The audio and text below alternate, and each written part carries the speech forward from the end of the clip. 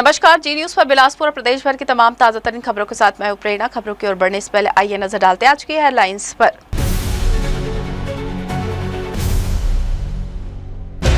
Gas संकट के बीच बिलासपुर में कालाबाजारी का भांडाफोड़, खाद्य विभाग की दबिश में 75 सिलेंडर जब्त, प्रशासन अलर्ट। कलेक्टर बोले जिले में गैस और पेट्रोल डीजल का पर्याप्त स्टॉक। दुर्ग में कथित अफीम खेती पर सियासत गरमाई, कांग्रेस ने भाजपा कार्यालय का किया घेराव, भाजपा नेताओं पर संरक्षण में नशे का कारोबार बढ़ाने का आरोप। बिलासपुर में बड़ी कार्रवाई, 757 किलो से ज्यादा गांजा सहित हजारों नशीली दवाएं ड्रग डिस्पोजल कमेटी की मौजूदगी में भट्टी में जलाकर नष्ट। और बिलासपुर में एक ही सड़क के लिए पीडब्ल्यूडी और नगर निगम को अलग अलग स्वीकृति, करोड़ों की राशि मंजूर होने से विभागीय समन्वय पर सवाल। हेडलाइंस के बाद देखते हैं खबरें विस्तार से। बिलासपुर में गैस सिलेंडर की किल्लत के बीच कालाबाजारी और जमाखोरी का बड़ा खेल सामने आया। खाद्य विभाग की टीम ने कार्रवाई करते हुए शहर की श्री महामाया एजेंसी पर छापा मारकर 75 से अधिक गैस सिलेंडर जब्त किए हैं। ये सिलेंडर अलग अलग होटलों और दुकानों में छिपाकर रखे गए थे, जिन्हें ऊंचे दामों पर बेचने की तैयारी थी। खाद्य विभाग को सूचना मिली थी कि गैस संकट के बीच कुछ एजेंसियां अवैध रूप से सिलेंडरों का भंडारण कर कालाबाजारी कर रही है। इसी सूचना के आधार पर विभाग की टीम ने श्री महामाया एजेंसी से जुड़े ठिकानों पर घेराबंदी कर छापेमारी की। दबिश के दौरान टीम को रिहायशी इलाकों के होटल और दुकानों में बड़ी संख्या में गैस सिलेंडर छिपाकर रखे मिले। जांच में सामने आया कि नियमों को दरकिनार कर घरेलू और कमर्शियल सिलेंडरों को अलग अलग जगहों पर स्टॉक किया गया था। कार्रवाई के दौरान खाद्य विभाग की टीम ने 70 खाली घरेलू सिलेंडर और 2 भरे हुए घरेलू सिलेंडर सहित कुल 72 घरेलू सिलेंडर जब्त किए। इसके अलावा 3 खाली कमर्शियल सिलेंडर भी बरामद किए गए। अधिकारियों का कहना है कि गैस की कमी के इस दौर में इस तरह का अवैध भंडारण आम उपभोक्ताओं के साथ सीधा साधा अन्याय है। जब आम लोग सिलेंडर के लिए इधर उधर भटक रहे हैं, ऐसे में कुछ लोग संकट का फायदा उठाकर मुनाफाखोरी की कोशिश कर रहे हैं। हालांकि सवाल यह भी उठ रहा है कि प्रशासन की सक्रियता अक्सर तभी नजर आती है जब कोई संकट या हंगामा खड़ा हो जाता है। शहर में गैस सिलेंडरों की जमाखोरी और कालाबाजारी का खेल लंबे समय से चल रहा है, लेकिन आम दिनों में इस पर शायद ही कभी इतनी सख्त कार्रवाई देखने को मिलती है।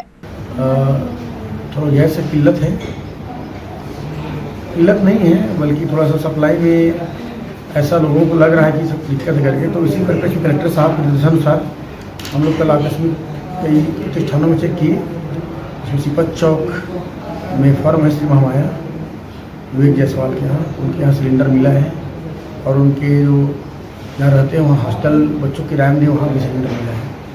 75 नग सिलेंडर मिला है, जिसमें 72 डोमेस्टिक है और 3 कमर्शियल है। 70 खाली हैं, 2 भरे हुए हैं और 3 कमर्शियल खाली। इस तरह कार्रवाई की गई, क्या कुछ जांच में पाया गया?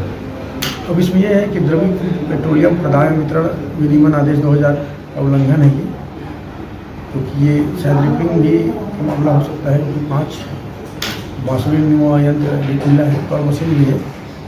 हॉस्टल के बच्चे पढ़ते हैं, बाहर पढ़ने आते हैं, वो छोटू सिलेंडर में लेके जाते हैं, तो आशंका ये है कि वो डोमेस्टिक सिलेंडर से 5 किलो सिलेंडर में पलटी करता रहा होगा। स्थानीय लोगों का कहना है कि यदि नियमित रूप से जांच और निगरानी की जाए तो इस तरह की कालाबाजारी पर पहले ही रोक लग सकती है, लेकिन अक्सर शिकायतों के बावजूद जिम्मेदार विभाग तब तक सक्रिय नहीं होते जब तक हालात गंभीर ना हो जाए। फिलहाल खाद्य विभाग ने जब जब्त सिलेंडरों को कब्जे में लेकर एजेंसी के खिलाफ आवश्यक वस्तु अधिनियम के तहत कार्रवाई शुरू कर दी है। अधिकारियों का कहना है कि शहर में गैस की कालाबाजारी और अवैध भंडारण के खिलाफ आगे भी लगातार अभियान चलाया जाएगा। जी न्यूज के लिए कैमरामैन मनीष पाल के साथ मोहम्मद नासिर की रिपोर्ट। जांजगीर चांपा जिले में घरेलू गैस सिलेंडर के दुरुपयोग को लेकर खाद्य विभाग की छापेमारी से हड़कंप मच गया है। विभाग की टीम ने शहर के कुछ होटलों और प्रतिष्ठानों में अचानक जांच करते हुए घरेलू गैस सिलेंडरों के व्यावसायिक उपयोग पर कार्रवाई की और कई सिलेंडर व गैस उपकरण जब्त किए। दरअसल नियमों के अनुसार होटल, ढाबे और अन्य व्यावसायिक प्रतिष्ठानों में कमर्शियल गैस सिलेंडर का उपयोग अनिवार्य, लेकिन कई जगहों पर लागत बचाने के लिए घरेलू सिलेंडरों का इस्तेमाल किया जा रहा था। खाद्य विभाग की टीम ने कार्रवाई करते हुए ऐसे प्रतिष्ठानों को चिन्हांकित किया जहां घरेलू सिलेंडर से खाना बनाया जा रहा था और मौके से सिलेंडर जब्त किए गए। हालांकि इस कार्रवाई के बाद अब सवाल भी उठने लगे हैं कि स्थानीय लोगों का कहना है शहर के कई होटल, ढाबे और भोजनालयों में भी खुलेआम घरेलू गैस सिलेंडर का व्यावसायिक उपयोग किया जा रहा है, लेकिन विभाग की कार्रवाई फिलहाल कुछ गिने चुने प्रतिष्ठानों तक ही सीमित नजर आ रही है। लोगों की मांग है कि यदि नियम सबके लिए समान है तो कार्रवाई भी सभी पर समान रूप से होनी चाहिए। अब देखना होगा कि खाद्य विभाग पूरे जिले में व्यापक अभियान चलाकर सभी नियम तोड़ने वाले प्रतिष्ठानों पर सख्त कार्रवाई करता है या फिर यह छापेमारी सिर्फ औपचारिकता बनकर रह जाती है। गैस और पेट्रोल डीजल की उपलब्धता को लेकर बिलासपुर जिला प्रशासन पूरी तरह सतर्क नजर आ रहा है। कलेक्टर संजय अग्रवाल ने साफ किया है कि जिले में एलपीजी गैस और पेट्रोल डीजल का पर्याप्त स्टॉक मौजूद है और आपूर्ति व्यवस्था पर लगातार निगरानी रखी जा रही है ताकि आम लोगों को किसी तरह की परेशानी ना हो। राज्य स्तर पर हुई समीक्षा बैठक के बाद बिलासपुर जिला प्रशासन में सक्रिय हो गया है। कलेक्टर के निर्देश पर जिले और तहसील स्तर पर विशेष टीमें गठित की गई है जो गैस एजेंसियों और पेट्रोल पंपों की सप्लाई व्यवस्था पर लगातार नजर रख रही है। इसके साथ ही जिले में गैस एजेंसियों और पेट्रोलियम कंपनियों के अधिकारियों के साथ बैठक कर आपूर्ति व्यवस्था की समीक्षा की गई। प्रशासन का कहना है कि फिलहाल सप्लाई पूरी तरह सामान्य और कहीं भी किसी तरह की कमी की स्थिति नहीं है। इसमें हम लोगों ने जिले स्तर पे टीम बनाई है, तहसील स्तर पे भी टीम बनाई है। इसमें हम लोगों ने गैस एजेंसीज की बैठकें ली हैं और पेट्रोलियम जो कंपनी से उनकी बैठक ली है। इसमें मेरा आपके माध्यम से अपील रहेगी कि अभी सप्लाई प्रॉपर है, कहीं कोई दिक्कत नहीं है। इसमें जितने भी ऐसी चीज़ें जो कमर्शियल एक्टिविटीज़ के लिए डोमेस्टिक सिलेंडर का उपयोग करते हैं उस पर हम लोगों ने निर्देश जारी किए हैं कि उस पर कार्रवाई करके इस तरह की एक्टिविटीज़ को कंट्रोल करेंगे। कलेक्टर संजय अग्रवाल ने कहा कि जिले और तहसील स्तर पर निगरानी टीम बनाई गई है। गैस एजेंसी और पेट्रोलियम कंपनियों के साथ बैठक कर यह सुनिश्चित किया गया है कि आम उपभोक्ताओं तक नियमित रूप से गैस और ईंधन की आपूर्ति होती रहे। कलेक्टर ने लोगों से अपील करते हुए कहा है कि अफवाहों पर ध्यान न दें और पैनिक में आकर जरूरत से ज्यादा गैस सिलेंडर या पेट्रोल डीजल का भंडारण न करें। जिस तरह पहले सामान्य रूप से उपयोग किया जाता था उसी तरह उपयोग जारी रखें। मैंने आपके माध्यम से यही अपील किया है कि इस तरह के जो भी भ्रांतियां हैं, जो अफवाह है, उससे दूर रहें। जिले में कहीं किसी प्रकार की कोई दिक्कत नहीं है। ये वार का टाइम है, संकट काल है, इसमें हम लोगों को और अधिक पेशेंस के साथ रहना है। नॉर्मली इस समय लोगों के मन में ये रहता है कि पता नहीं ये चीज़ें मिलेंगी नहीं मिलेंगी। आदमी नॉर्मल तरीके से जितना यूज़ करता है उससे ज़्यादा इस समय वो सेविंग करके रखना चाहता है, स्टोर करके रखना चाहता है। इससे पैनिक की स्थिति होती है। रूटीन वे में जिस तरह से हम लोग कंज्यूम करते हैं चीज़ों को उसी तरह से ही हमें कंज्यूम करना है। अगर हम ज़्यादा मांगेंगे, ज़्यादा स्टोर करके रखेंगे तो उसमें क्राइसिस होती है और इसका दूसरे लोग फ़ायदा उठाते हैं। तो आपके माध्यम से अपील रहेगी कि हम लोग इस तरह की कोई भी चीज़ जिससे दूसरों को तकलीफ हो वो नहीं करें और रूटीन वे में जैसा हम लोग पहले उपयोग करते थे वैसे ही उपयोग करें। प्रशासन ने यह भी साफ किया है कि कई जगहों पर घरेलू गैस सिलेंडर का उपयोग व्यावसायिक गतिविधियों में किया जाता है जो नियमों के खिलाफ है। ऐसे मामलों पर प्रशासन की नजर है और आवश्यक वस्तु अधिनियम के तहत सख्त कार्रवाई की जाएगी। प्रशासन ने यह भी साफ किया है कि कई जगहों पर घरेलू गैस सिलेंडर का उपयोग व्यावसायिक गतिविधियों में किया जाता है जो नियमों के खिलाफ है। ऐसे मामलों पर प्रशासन की नजर है और आवश्यक वस्तु अधिनियम के तहत सख्त कार्रवाई की जाएगी। प्रशासन ने लोगों से संयम बरतने और जरूरत के मुताबिक ही गैस व ईंधन की खरीदी करने की अपील की है। जी न्यूज़ के लिए कैमरामैन मनीष पाल के साथ मोहम्मद नासिर की रिपोर्ट। सरकंडा थाना क्षेत्र में पुलिस ने अवैध पटाखों के भंडारण का बड़ा खुलासा किया। पुलिस ने चटर्जी गली स्थित एक मकान में छापेमारी कर भारी मात्रा में आतिशबाजी सामग्री जब्त की है। जानकारी के मुताबिक आवासीय इलाके में एक कमरे में कार्टून और बोरियों में भरकर बड़ी मात्रा में बम पटाखे छिपाकर रखे गए थे। छापेमारी के दौरान पुलिस को टॉप टाइगर बम, पटाखों की लड़ी, अनार, चक्री समेत विभिन्न प्रकार की आतिशबाजी सामग्री मिली। जाँच के दौरान मौके से संजय थदानी और रवि गिदवानी नाम के 2 कारोबारियों को पकड़ा गया। पूछताछ में आरोपियों के पास पटाखों के भंडारण से जुड़ा कोई वैध लाइसेंस या दस्तावेज भी नहीं मिला। पुलिस ने दोनों आरोपियों को गिरफ्तार कर उनके खिलाफ विस्फोटक अधिनियम के तहत धारा मामला दर्ज कर लिया है। पुलिस का कहना है कि आवासीय कॉलोनियों में इस तरह की बड़ी मात्रा में पटाखों का भंडारण सुरक्षा के लिहाज से बेहद खतरनाक था, इसलिए आगे भी ऐसे अवैध कारोबार के खिलाफ कार्रवाई जारी रहेगी। सोशल मीडिया पर किए गए एक पोस्ट के बाद गैस की कमी को लेकर फैल रही अफवाहों पर विराम लगाने की कोशिश की गई। दरअसल ईरान और इजराइल के बीच बढ़ते तनाव को लेकर सोशल मीडिया में ये अफवाह फैल रही कि आने वाले दिनों में गैस और पेट्रोल के दाम बढ़ सकते हैं और गैस का स्टॉक कम हो सकता है। ईरान और इजराइल के बीच जारी युद्ध के तनाव में पेट्रोलियम पदार्थ की कमी की बात सामने आ रही है। हालांकि भारत सरकार ने स्पष्ट किया है कि उनके पास पर्याप्त स्टॉक है, इसलिए घबराने की कोई बात नहीं है। लेकिन सोशल मीडिया के माध्यम से पहले असमंजस के बीच एलपीजी गैस सिलेंडर को लेकर लोग चिंतित है। यही वजह है कि प्रतिदिन गैस एजेंसियों के बाहर बड़ी संख्या में लोग एलपीजी गैस सिलेंडर लेने पहुंच रहे हैं। हालांकि छत्तीसगढ़ सरकार ने स्पष्ट किया कि प्रदेश में घरेलू गैस का पर्याप्त भंडार उपलब्ध है और लोगों को घबराने की कोई आवश्यकता नहीं है। बिलासपुर कलेक्टर संजय अग्रवाल ने भी अधिकारियों को निर्देशित किए हैं कि जिले में किसी तरह की भ्रम की स्थिति ना बनने दी जाए और उपभोक्ताओं को समय पर गैस उपलब्ध कराई जाए। नॉर्मल है, ऐसा कुछ नहीं है। लोगों की अफवाहों से बचें और 25 दिन में नंबर लगाइए, आपको कोई दिक्कत नहीं है। सिलेंडर तो घरेलू के लिए तो कभी कोई कमी ही नहीं है, हमेशा मिलेगा उसको, है ना। और रही बात 19 kg की, तो वो थोड़ा सा बंद हो गया है अभी। वो मैं यही बोलूँगी, जब ज़रूरत है तब नंबर लगाएं उनको, सिलेंडर मिल जाएगा, आसानी से मिलेगा। और ये नहीं है कि अभी ऐसा यूट्यूब से सुन करके लोग ऐसा लग रहा है कि हमको सिलेंडर नहीं मिलेगा, कमी हो जाएगा, तो भीड़ लगाते हैं और बिना मतलब कभी नंबर लगा रहे हैं, कोशिश कर रहे हैं। इसमें क्या हो रहा है, लोगों को हम लोग को भी परेशानी हो रही है, उनको भी हो रही है। एक्चुअल में जिसको मिलना चाहिए उसको मिल नहीं पा रहा है। इसी कड़ी में बिलासपुर जिले के तखतपुर स्थित एक गैस एजेंसी संचालक ने बताया कि उनके यहां पर्याप्त मात्रा में गैस सिलेंडर उपलब्ध है। उन्होंने उपभोक्ताओं से अपील की है कि अफवाहों में आकर अनावश्यक बुकिंग ना करें। यदि लोग जरूरत से ज्यादा गैस बुक कराते हैं तो जिन उपभोक्ताओं को तत्काल आवश्यकता है उन्हें परेशानी हो सकती है और इससे अव्यवस्था की स्थिति भी बन सकती है। इसलिए उपभोक्ता केवल जरूरत के अनुसार ही गैस बुक करे। जी न्यूज के लिए तखतपुर से विनय करिहार की रिपोर्ट। छत्तीसगढ़ के दुर्ग जिले में कथित अफीम खेती के मामले को लेकर सियासत तेज हो गई है। समोदा गांव में भाजपा से जुड़े एक नेता द्वारा करीब 9.5 एकड़ में प्रतिबंधित अफीम की खेती किए जाने के मामले को लेकर कांग्रेस ने भाजपा सरकार पर गंभीर आरोप लगाए हैं। इसी मुद्दे को लेकर जिला कांग्रेस कमेटी शहर और ग्रामीण के नेतृत्व में भाजपा कार्यालय का घेराव कर जोरदार प्रदर्शन किया गया।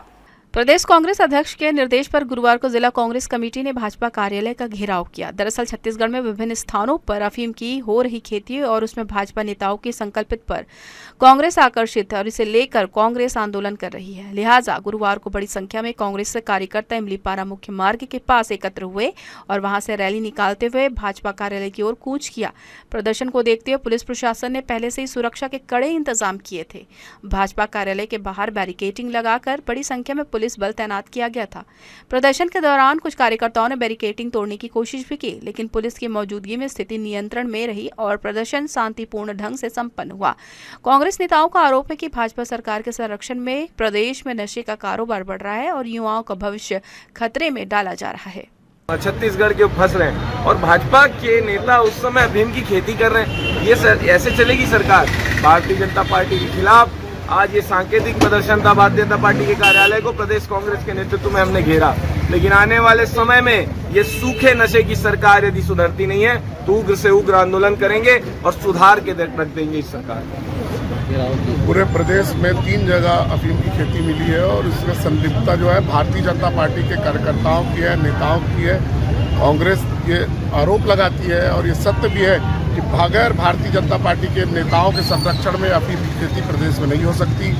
जब आप धान की खेती जब किसान करते हैं, बाड़ी लगाते हैं, तो कोटवार को सब चीज़ पता होता है, तहसीलदार को और आपके पटवारी को, एसडीएम को, सबको पता होता है कि किस जगह में क्या खेती हो रही है। तो इनको ये नहीं पता चल रहा है कि अफीम की खेती 9-9 एकड़ में, 5-5 एकड़ में, 6-6 एकड़ में हो रही है। भारतीय जनता पार्टी के नेताओं के संरक्षण में खेती हो रही है। जो संरक्षण दे रहे हैं उन्हें भी जेल में डालना चाहिए, जो खेती कर रहे हैं उन्हें भी, और संबंधित मंत्री को भी इसमें इस्तीफा देना चाहिए। कांग्रेस ये मांग करती है।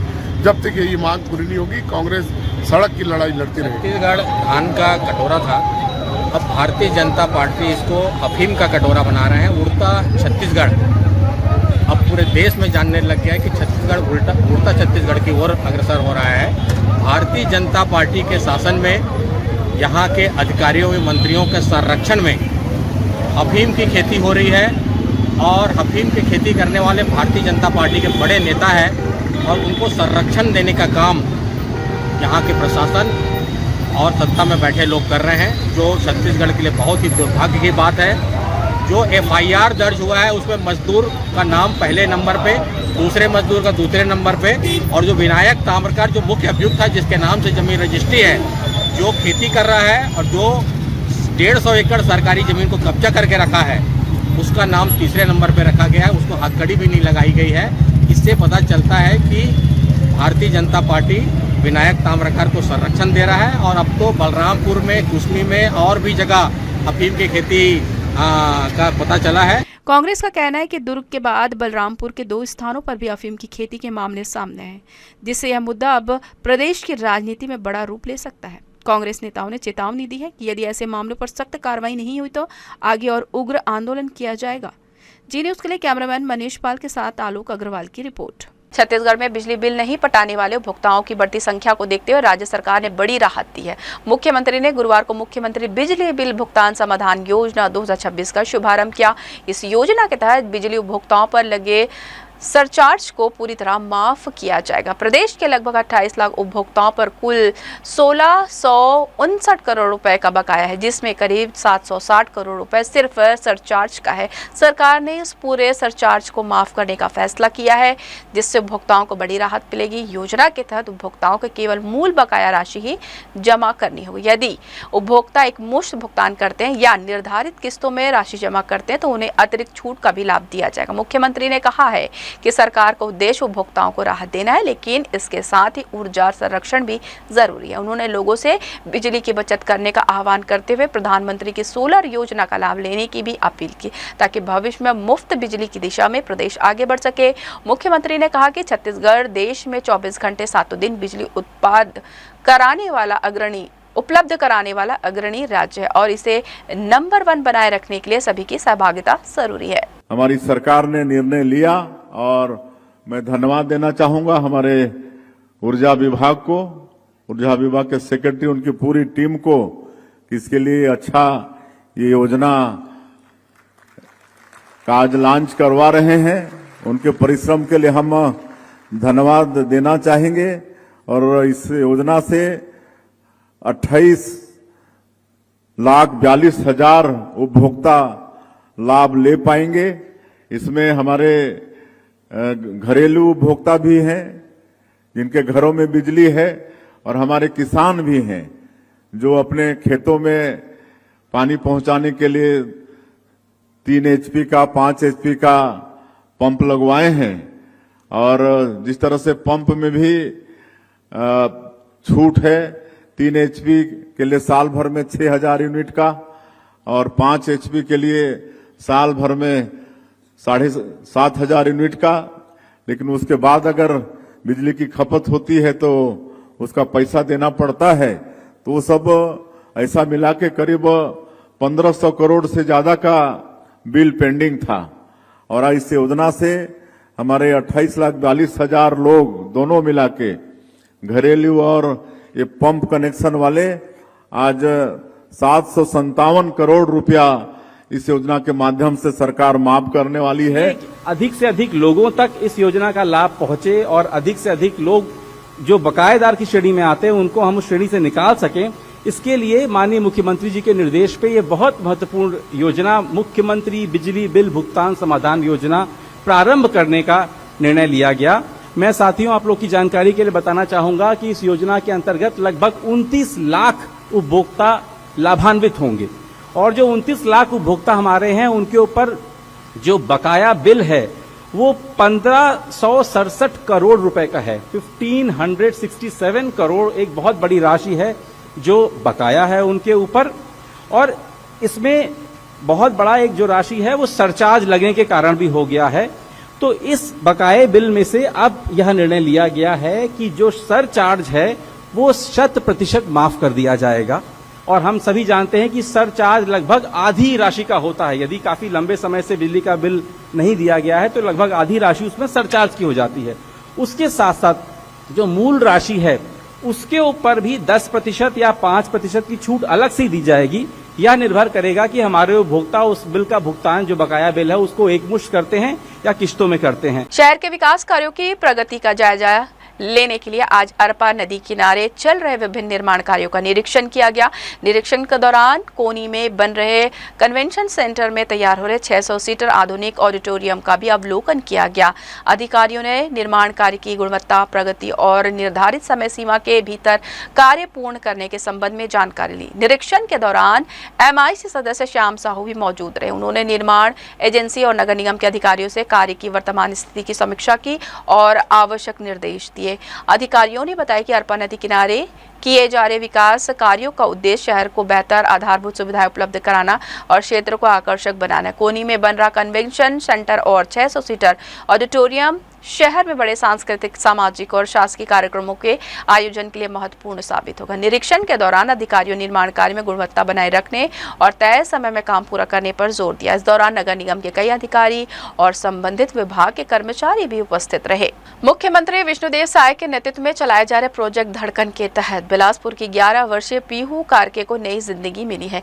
ग्राम भोजपुरी की रहने वाली और कक्षा 6वीं में पढ़ने वाली पीहू लंबे समय से हृदय संबंधित बीमारी से जूझ रही थी, जिसके कारण उसे खेलकूद और सामान्य गतिविधियों में भी परेशानी होती थी।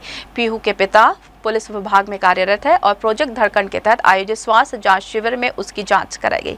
विशेषज्ञ टीम ने हृदय संबंधी समस्या की पुष्टि होने पर उसे आगे के इलाज के लिए नवा रायपुर भेजा। अस्पताल में चिकित्सकों की टीम ने विस्तृत जांच के बाद 1 सप्ताह के भीतर पीहू का सफल ऑपरेशन किया। उपचार के बाद पीहू अब पूरी तरह स्वस्थ है और बिलासपुर स्थित अपने घर पर सामान्य जीवन जी रही है।